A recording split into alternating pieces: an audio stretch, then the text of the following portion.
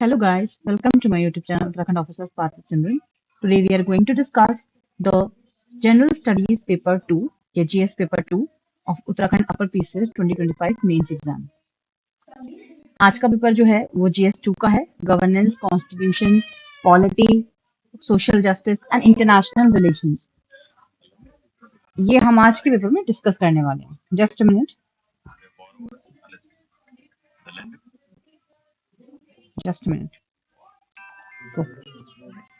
Okay, तो वही pattern रहने वाला है जो मैंने पिछला जीएस पेपर 1 में आपके साथ डिस्कस किया. 3 पार्ट्स होंगे.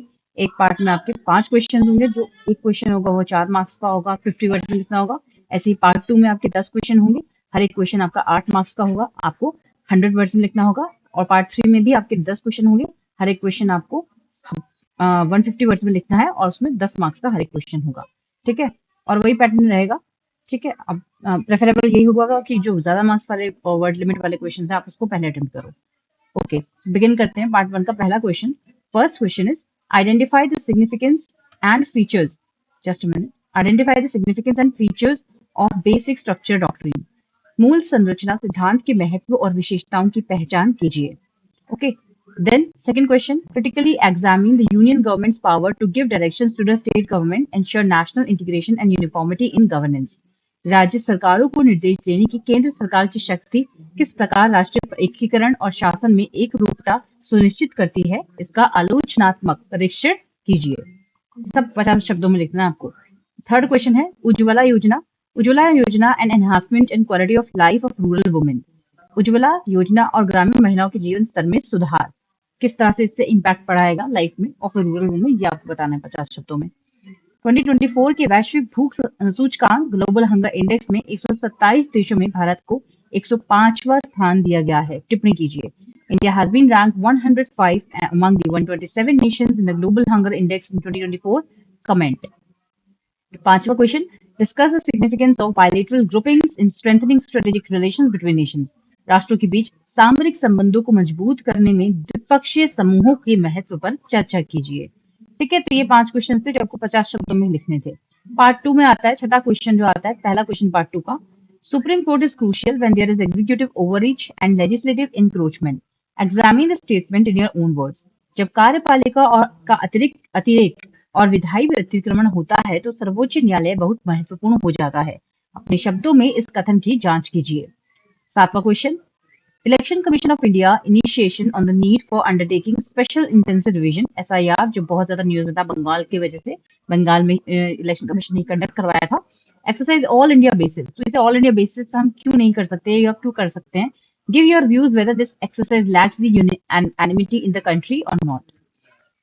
भारत निर्वाचन आयोग ने पूरे देश में विशेष गहन पुनरीक्षण अभ्यास करने की जरूरत पर जोर दिया है. इस अभ्यास में देश में एक राय की कमी है या नहीं, इस पर अपने विचार दीजिए. How does Indian parliament constitutional supremacy differ from United kingdoms absolute parliamentary sovereignty. भारतीय संसद की संवैधानिक सर्वोच्चता ब्रिटेन की पूर्ण संसदीय संप्रभुता से किस प्रकार भिन्न है, इसके बारे में आपको बताना है शॉर्ट शब्दों में. Analyse the factors why some states in India are pushing for the creation of a legislative council in recent years, discussed in light of the constitutional provisions. उन कारकों का विश्लेषण कीजिए जिनके कारण भारत में कुछ राज्य हाल के वर्षों में विधान परिषदों के निर्माण पर जोर दे रहे हैं. संवैधानिक प्रावधानों के प्रकाश में इसके लिए चर्चा कीजिए. Next, do you think that in today's world Ayurveda is a relevant and efficient system of healthcare in India? Give reason for your answer. क्या आपको लगता है कि आज के विषय में आयुर्वेद भारत में स्वास्थ्य सेवा की एक प्रासंगिक और कुशल प्रणाली है? अपने उत्तर के लिए कारण दीजिए. Next, what role can the digital technologies play in promoting transparency and accountability in governance. Digital प्रौद्योगिकियां शासन में पारदर्शिता और जवाबदेही को बढ़ावा देने में क्या भूमिका निभा सकती हैं, इसके बारे में आपको 100 शब्दों में लिखना है. The lack of public accountability has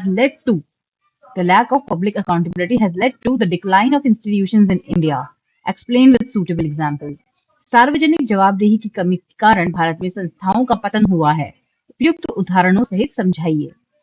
मैग्नरेगा भी बोलते हैं जिसे, और अन्य श्रम कल्याण योजना और राज्य की नीति निर्देशक सिद्धांतों में परिकल्पित. Just a minute. परिकल्पित सामाजिक आर्थिक समानता में किस प्रकार योगदान करती है, समझाइए। एक्सप्लेन हाउ पॉलिसीज लाइक मनरेगा and various other labour welfare schemes contribute to social economic equality as envisaged in directive principles of state policy. Sorry. United Kingdom immigration and education policies have strengthened Indian diaspora and bilateral relations. Discuss. Britain में आप्रवासन और शिक्षा नीतियों के भारतीय प्रवासियों और द्विपक्षीय संबंधों को मजबूत किया है ब्रिटेन में, तो इसके बारे में आपको चर्चा करनी है 100 शब्दों में। Global trade agreements often limit India's policy autonomy in key sectors. Discuss and give your viewpoint. वैश्विक व्यापार समझौते अक्सर प्रमुख क्षेत्रों में भारत की नीतिगत स्वायत्तता को सीमित कर देते हैं। चर्चा कीजिए और अपना दृष्टिकोण प्रस्तुत कीजिए। Next, critically examine the role of the Central Pollution Control Board in India's environmental protection. What factors limit its effectiveness? Bharat के पर्यावरण संरक्षण में केंद्र प्रदूषण नियंत्रण बोर्ड की भूमिका का आलोचनात्मक प्रदर्शन कीजिए। कौन से कारक इसकी प्रभावशीलता को सीमित करते हैं, ये बताइए।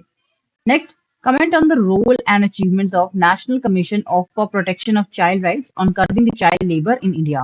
भारत में बाल श्रम पर अंकुश लगाने के लिए राष्ट्रीय बाल अधिकार संरक्षण आयोग की भूमिका और उपलब्धियां पर टिप्पणी कीजिए।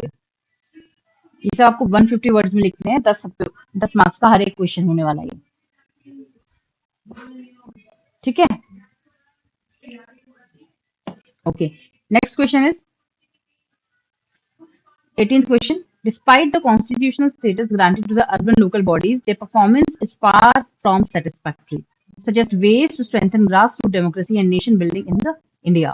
शहरी स्थानीय निकायों को संवैधानिक दर्जा दिए जाने के बावजूद उनका प्रदर्शन संतोषजनक नहीं है। भारत में जमीनी स्तर पर लोकतंत्र और राष्ट्र निर्माण को मजबूत करने के तरीके सुझाएं।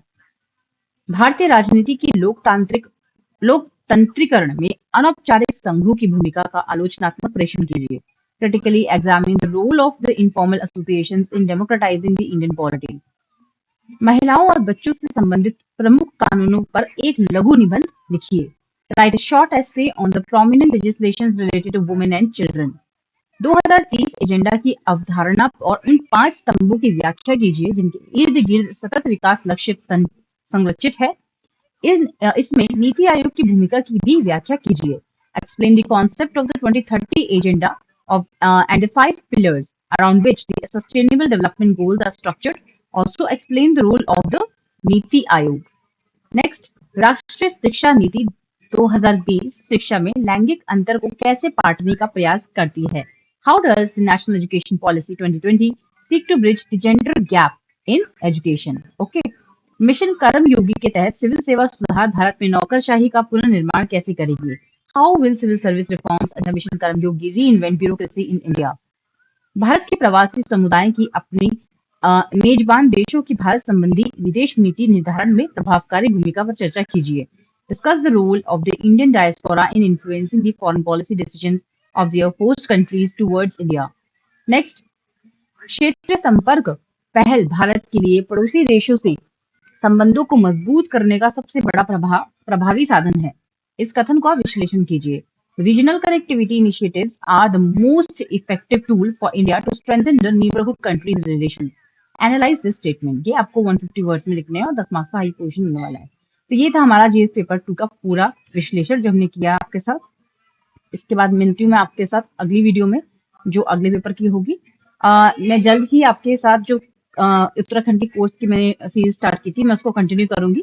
तब तक आप जो प्रीलिम्स आने वाले एग्जाम है उसके पॉइंट ऑफ व्यू से जो ऑलरेडी मैंने वीडियोस डाली हैं जो इम्पोर्टेंट है आपके प्रीलिम्स से पॉइंट्स उसके अपने एक 1 पेज नोट जरूर बनाते रहिए। और कोई भी चीज और आपको नया इन्फॉर्मेशन चाहिए या कुछ नया आपको आने वाले प्रीलिम्स एग्जाम या आने वाले मेंस एग्जाम के लिए कुछ इंपॉर्टेंट चाहिए तो मुझे कमेंट करके बताइए ताकि मैं उस चीज पे काम करूँ और आपको वो प्रोवाइड कर सकूँ। ठीक है, अभी मैं फिलहाल ये वीडियोस आपको अपलोड करती हूँ, तब तक आप इसको अच्छे से देखिए, एनालाइज कीजिए, समझिए और आने वाले पेपर्स के लिए अपने आप को रेडी कीजिए। Okay, all the best.